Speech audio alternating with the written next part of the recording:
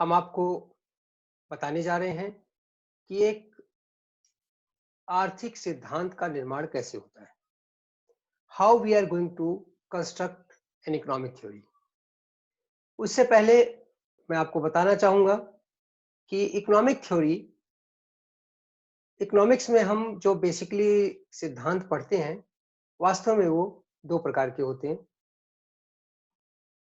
या यूं कहो कि अर्थशास्त्र को भी हम दो भागों में बांट सकते हैं। पहला भाग जिसे हम नॉर्मेटिव इकोनॉमिक्स कहते हैं, दूसरा भाग जिसे हम पॉजिटिव इकोनॉमिक्स कहते हैं।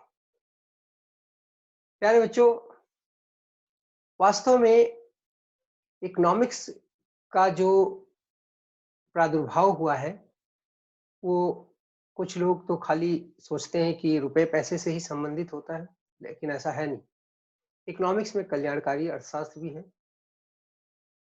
खैर, हम पढ़ने जा रहे हैं कक्षा 11th में मेथड्स ऑफ इकोनॉमिक थ्योरी, दूसरा चैप्टर है। इकोनॉमिक्स दो प्रकार की होती है, या इकोनॉमिक्स मुद्दे दो प्रकार के होते हैं। आर्थिक कथन दो प्रकार के होते हैं, एक नॉर्मेटिव इकोनॉमिक्स या इश्यूज और स्टेटमेंट, दूसरा होता है पॉजिटिव स्टेटमेंट, इश्यूज और इकोनॉमिक्स। नॉर्मेटिव में इकोनॉमिक्स में हम लोग आदर्शात्मक अर्थशास्त्र की व्याख्या करते हैं, इसे हम आदर्शात्मक अर्थशास्त्र भी कहते हैं। इस अर्थशास्त्र में हम what should be, what ought to be, क्या होना चाहिए के बारे में अध्ययन करते हैं। हम ऐसी थ्योरीज के बारे में अध्ययन करते हैं जो वैल्यू जज करने की कोशिश करते हैं। मूल्यांकन, आपके वैल्यू बेस्ड, जिसे आप कह सकते हैं कि ऐसा होना चाहिए। जैसे भारत की जनसंख्या रुकनी चाहिए, बहुत तेजी से बढ़ रही है, रुकनी चाहिए।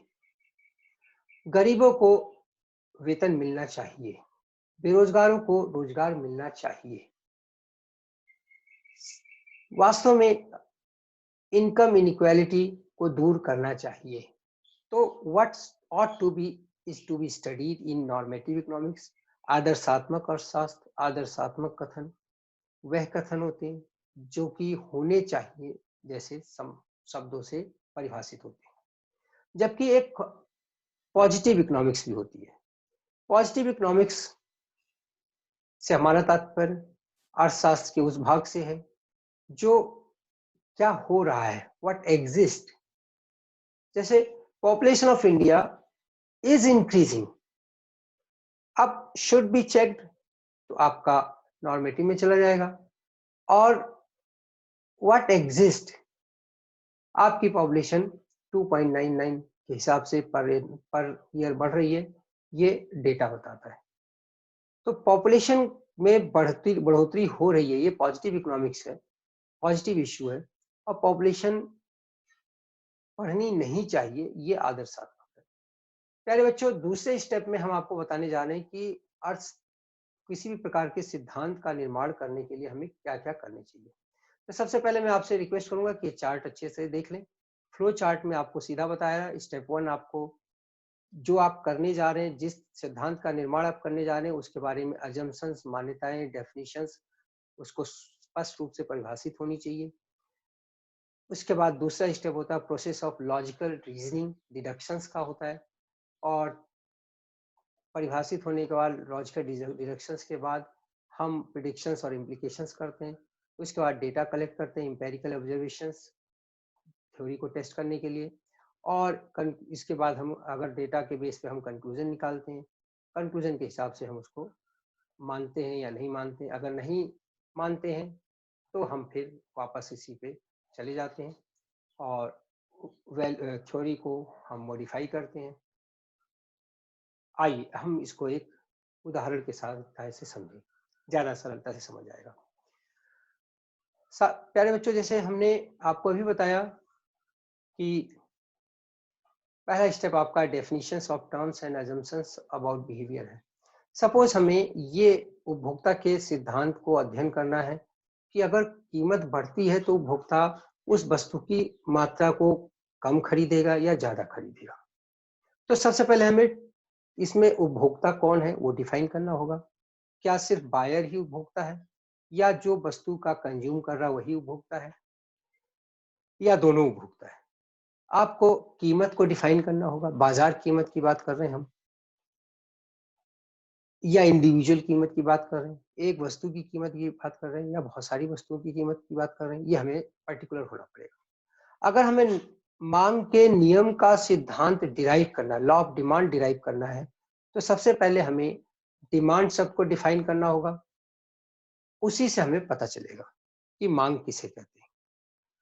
इसके बाद हम, क्योंकि मांग तो ऐसा भी होता है बट कि हम सपने में सोच रहे हैं ताजमहल बनाएं, तो ये मांग डिजायर तो हो सकती है, मांग नहीं हो सकती।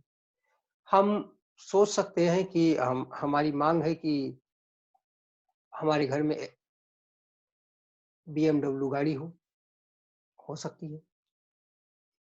हमारी इच्छा है, इच्छा डिजायर ये सब चीजें अलग होती हैं।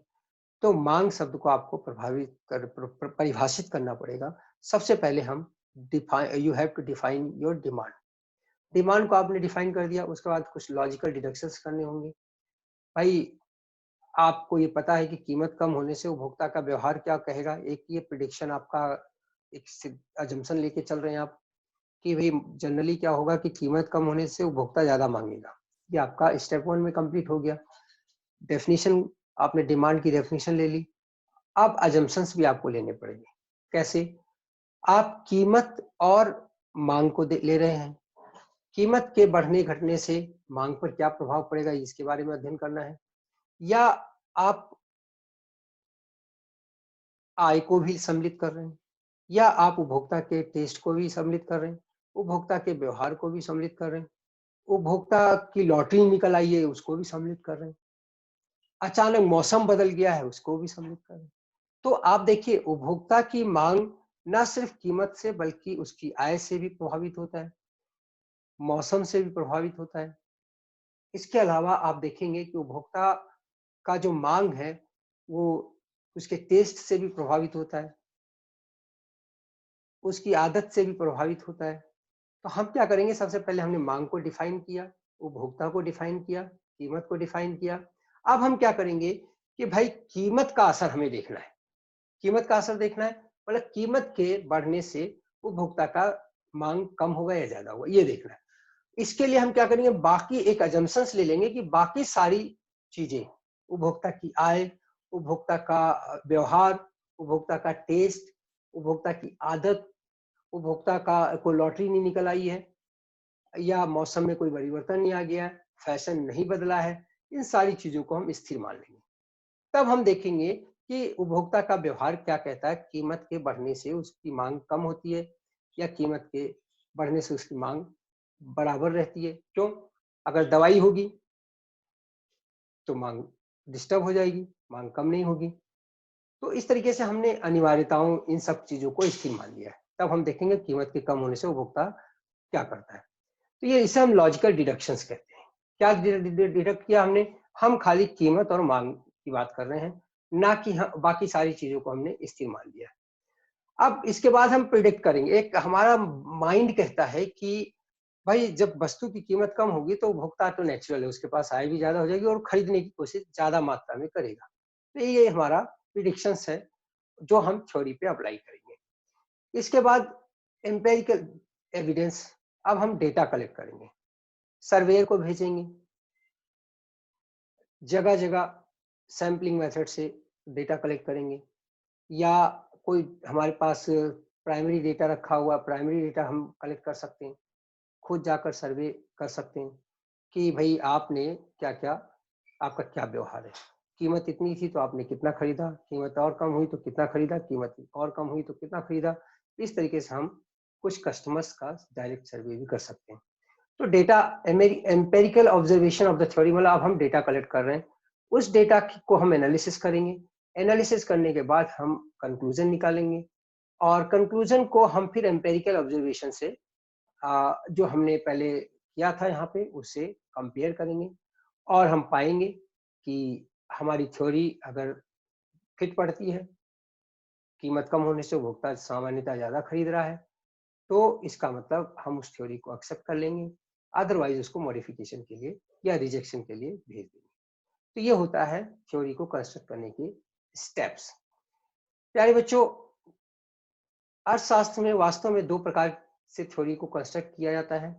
एक होता है इंडक्टिव मेथड और एक होता है डिडक्टिव मेथड। जैसा कि नाम से ही आपके सामने है, इंडक्टिव मेथड में हम क्या करते हैं, यहाँ पे हम पर्टिकुलर से जनरल की तरफ जाते हैं। We move our theory from particular to general. Particular का यहाँ तात्पर्य है कि जैसे हम एक एक उपभोक्ता से डेटा कलेक्ट करेंगे, उसके बाद हम क्या करेंगे, एक सिद्धांत बनाएंगे कि हमने 100 उपभोक्ताओं का ले लिया, सेम कीमत पर उन्होंने कितनी मात्रा खरीदा। उसके बाद हम देखते हैं, एक ट्रेंड देखते हैं कि भाई कीमत कम होने से उपभोक्ता ज्यादा खरीद रहे हैं। तो इसको हम इंडक्टिव मेथड कहते हैं, क्योंकि हमने एक एक उपभोक्ता को इकट्ठा करके एक थ्योरी बनाने की कोशिश की है। फ्रॉम पर्टिकुलर टू जनरल हम गए, तो लॉ ऑफ डिमांड का निर्माण हो गया। एक होता है डिडक्टिव मेथड। डिडक्टिव मेथड क्या होता है, इसमें हम एक अजम्पशन पहले ले लेते हैं कि क्या होगा, उस अजम्पशन के बाद फिर हम फ्रॉम जनरल टू पर्टिकुलर आते हैं। इसके अंदर इस मेथड में खासियत है, in this case we start by making certain assumptions and a general relationship is formed between the variables, and then we derive certain conclusions which are tested by empirical observation. तो बेटा ये हमने आपको notes भी इसीलिए दे दिया है, बहुत ब्रीफ और प्रिसाइज है। ये मेरी खुद की किताब में है और इस किताब का नाम न्यूमेरिकल प्रॉब्लम्स इन इकोनॉमिक्स है। इसमें आपका इसका नोट्स को इस्तेमाल कर सकते हैं। इससे संबंधित सारे चैप्टर्स आपको मैं अपने वीडियो में देने वाला हूं, किसी प्रकार का कोई इश्यू इसके अंदर नहीं हो सकता। तो अगर हम इंडक्टिव और डिडक्टिव मेथड के डिफरेंस की बात करते हैं, तो देखिए movement from starts from particular to general, इसमें इसका जस्ट उल्टा हो जाता है, from general to particular, based on study of facts. Simple सी बात है, हमने एक एक कस्टमर से डेटा कलेक्ट किया है और इसमें अजम्पशंस की बात है। एक सामान्य अजम्पशन हमने लिया, उसके बाद धीरे धीरे हमने कंक्लूजन ड्रॉ किया। वास्तव में इंडक्टिव मेथड हिस्टोरिकल अप्रोच भी है, जबकि डिडक्टिव मेथड लेटेस्ट अप्रोच है, मॉडर्न अप्रोच है। पहले जितनी भी थ्योरीज बनी थी, ज्यादातर थ्योरीज इंडक्टिव पे ही बनी थी, अभी ज्यादातर थ्योरीज डिडक्टिव पे बन रही है, क्योंकि हमारे पास सफिशिएंट इंफॉर्मेशन है, सफिशिएंट टूल्स एंड टेक्निक्स बन चुके हैं। इसलिए अब डिडक्टिव मेथड से हम डेटा कलेक्ट कर सकते हैं, डिडक्टिव मेथड से हम थ्योरीज का निर्माण कर सकते हैं। प्यारे बच्चों, इसमें मैंने एक एग्जांपल दिया। For example, mister A was a living being, he died. Mr. B was a living being, he also died. Now we can conclude that all living beings are mortal. अब आइए इसके अंदर हम डिडक्टिव मेथड में जाते हैं। We know that sun rises from east. It's a normal fact, common fact. So today it will also rise from the east. From general to particular आ गए। All living beings are mortal, no doubt. We know that. सबको जो आए हैं वो गए हैं, हमारे data है। Since Mr. X is a living being, he has to die. ये आपका डिडक्टिव मेथड हो गया। लिविंग बीइंग, अब इसके अंदर देखिए और हमने आपको डिटेल बता दिया डिफरेंस के मामले में। लिविंग बीइंग मिस्टर ए है, लिविंग बीइंग मिस्टर बी है, लिविंग बीइंग मिस्टर सी है। अब ये तीनों के तीनों जन्म लिया और मरे, इसलिए हम कह सकते हैं लिविंग बीइंग। अब इसके अंदर all living beings are mortal, तो मिस्टर ए क्योंकि लिविंग बीइंग है, उनको भी मरना है। तो ये आपका इंडक्टिव और डिडक्टिव मेथड है थ्योरी को बनाने के लिए। प्यारे बच्चों, अभी हमने आपको बताया, सबसे पहले हमने आपको बताया कि इकोनॉमिक्स, नॉर्मेटिव और पॉजिटिव इकोनॉमिक्स किसे कहते हैं। हमने आपको बताया कि इकोनॉमिक्स की थ्योरीज को बनाने के स्टेप्स कौन कौन से हैं। साथ ही हमने आपको बताया इंडक्टिव और डिडक्टिव मेथड के बारे में। अब हम आपको बताने जा रहे हैं कि इकोनॉमिक्स की कुछ कॉमन अजम्पशंस है। उन अजम्पशंस के बेस्ड पे ही इकोनॉमिक्स आप समझ सकते हैं, आप उसको अपने प्रयोग में ला सकते हैं। सबसे पहला अजम्पशन तो सेट्रिस पेरिबस है, other factors remaining constant. Actually में हम लोग एक चीज में चेंज करते हैं, एक वेरिएबल में चेंज करते हैं और उसका इफेक्ट दूसरे पे देखते हैं। जैसे हम कीमत को बढ़ाते घटाते हैं, उसका इफेक्ट डिमांड पे क्या हो रहा है ये देखते हैं। तो कीमत और डिमांड के अलावा उपभोक्ता की आय, उपभोक्ता की आदत, फैशन, उसके जो स्टेटस में चेंज, या मौसम, क्लाइमेट, या टेस्ट प्रेफरेंस में चेंज, ये सब चीज़ों को हम सेटिस्फाई यानी other factors remaining constant, these are other factors, इनको हमें कांस्टेंट मानना होगा, तभी हम थ्योरी को डेवलप कर पाएंगे। एक और चीज़ है बच्चों, कई बार हम पढ़ाते हैं क्लास में तो बच्चे कहते हैं कि क्या होगा सर, कि अगर दवाई की कीमत बढ़ेगी तो क्या हम उसको कम खरीदना शुरू कर देंगे? एलपीजी की कीमत बढ़ेगी तो उसको हम कम खरीदना शुरू कर देंगे? यस, ऐसा नहीं है, आप बिल्कुल सही हैं। लेकिन इसका जवाब आपको पहली अजम्पशन में मिल जाता है। हमने इस थ्योरी को डिराइव करते समय ही ये अज्यूम कर लिया है कि कीमत और डिमांड के अलावा बाकी फैक्टर्स जो इसको प्रभावित कर रहे हैं वो सब कांस्टेंट है, उसमें अपरिवर्तित है। तो यहाँ पे जो दूसरा बेसिक अजम्पशन है वो है रैशनैलिटी ऑफ द कंज्यूमर। तो ऐसे क्वेश्चन जो बच्चे पूछते हैं, वास्तव में उनका बिहेवियर रैशनल नहीं है, वो विवेकशील नहीं है। एक बार मैं बच्चों को पढ़ा रहा था कि law of diminishing marginal utility, अगले स्लाइड में मेरे आएगा।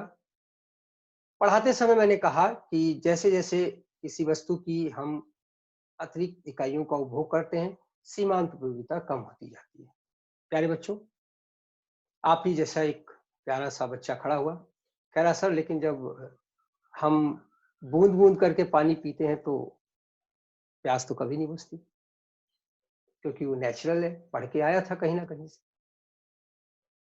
फिर दूसरा बच्चा पूछता है, सर शराब के तो हर पैक के बाद उपयोगिता बढ़ती चली जाती है। मैंने कहा हाँ बिल्कुल, ये दोनों बड़ी क्लास के बच्चे थे। मैंने कहा हाँ बिल्कुल ऐसा होता है, लेकिन वास्तव में ये आप सेटिस्फैक्टरीनेस और रैशनैलिटी ऑफ कंज्यूमर बिहेवियर के तराजू से अगर आप तौलेंगे तो ये इसी में नहीं आता।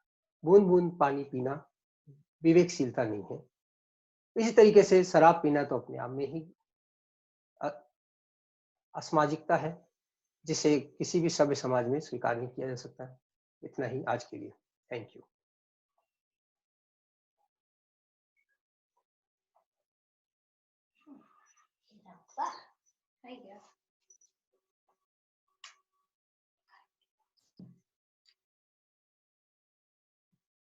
થઈ ગયું.